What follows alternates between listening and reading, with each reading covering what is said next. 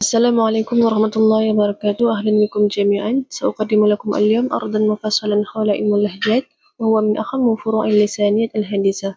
سنعتمد في هذا العرض على ما قدمه الدكتور محمود فهمي حجازي في كتابه مدخل إلى علم اللغة، حيث سنناقش كيف تشكل هذه اللهجات وما هي أبعاده العلمية. في البداية يجب أن نفرق بين اللغة واللهجة. اللغة هي النظام الكلي والقاعدة المشتركة، أما اللهجة فهي بيئة لغوية خاصة. علم اللهجة يدرس هذه التباينات التي تظهر داخل اللغة الواحدة نتيجة عوامل معينة، ويهدف إلى رصد الخصائص التي تميز جماعة من المتحدثين عن غيرهم. Pertama sekali kita perlu membezakan antara bahasa dan dialek. Bahasa adalah sistem keseluruhan yang dikongsi, manakala dialek adalah satu persekitaran bahasa yang khusus.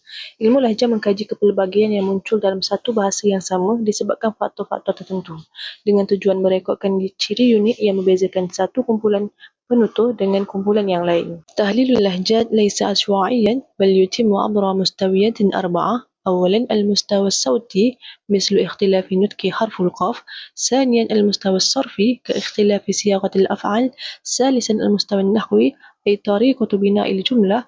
وأخيراً المستوى المعجمي حيث نجد كلمات مختلفة تماماً تعبر عن نفس المعنى بين منطقة وأخرى. Analisis dialek tidak dilakukan secara rawak tetapi melalui 4 asas. Pertama, asas fonetik, contohnya perbezaan huruf sebutan qaf. Kedua, asas morfologi seperti perbezaan pembentukan kata kerja. Ketiga, aras sintaksis iaitu cara penyusunan ayat. Dan akhir sekali, aras leksika di mana kita dapati perkataan yang berbeza digunakan untuk maksud yang sama antara satu kawasan dengan kawasan yang lain. لماذا تظهر اللهجات؟ هناك 4 عوامل رئيسية. الجغرافية تلعب دورا كبيرا عبر الهواجس الطبيعية. العوامل الاجتماعية مثل الطبقة والمهنة تخلق لغة خاصة بكل فئة. العوامل التاريخية كالهجرات تؤدي إلى تغيرات تراكمية. وأخيرا الاحتكاك اللغوي حيث تتأثر اللهجات باللغة القديمة التي كانت موجودة في تلك الأرض. Mengapakah dialek muncul? Terdapat 4 faktor utama. Geografi memainkan peranan besar melalui halangan semula jadi. Faktor sosial seperti kelas dan pekerjaan mewujudkan bahasa khas bagi setiap kelompok. Faktor sejarah seperti migrasi membawa kepada perubahan terkumpul.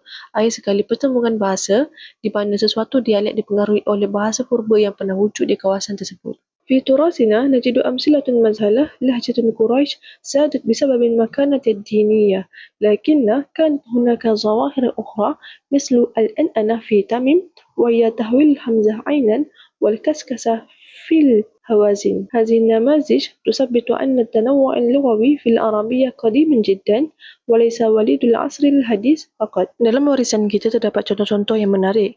Dialek Quraisy mendominasi kerana kedudukan agamanya, namun terdapat fenomena lain seperti al-an'anah dalam kabilah Tamim menukarkan hamzah kepada ain dan al-kaskasah dalam kabilah Hawazin. Contoh-contoh ini membuktikan bahawa kepelbagaian bahasa dalam bahasa Arab adalah sangat lama dan bukan hanya muncul di zaman moden. اليوم نرى هذا التنوع بوضوح بين اللهجات العامية. نلاحظ نطق حرف القاف الذي يتغير من حمزة في القاهرة إلى جي في البادية، كما نرى فروقا معجمية مدهشة. فكلمة الآن مثلا تصبح دلوقتي في مصر، وداب في المغرب، وهل حين في الخليج. هذا التنوع يغني اللغة ولا يضعفها. Hari ini kita melihat kepelbagaian ini dengan jelas dalam dialek-dialek Ammiah. Kita perhatikan sebutan huruf Qaf yang berubah daripada Hamzah di Kahirah kepada bunyi Ji di kawasan pedalaman. Kita juga melihat perbezaan leksikal yang menakjubkan. Contohnya perkataan sekarang menjadi Dilwaqti di Mesir, Daba di Maghribi dan Hal-Hain di Teluk. Kepelbagaian ini memperkayakan bahasa dan bukannya melemahkannya. في الختام، علم اللهجات هو مرآة تعكس تطور الشعوب. إن فهمنا لهذه التباينات يساعدنا في الحفاظ على اللغة الفصحى كجامع مشترك، وفي نفس الوقت يقدر التنوع الثقافي. شكرا على حسن استماعكم.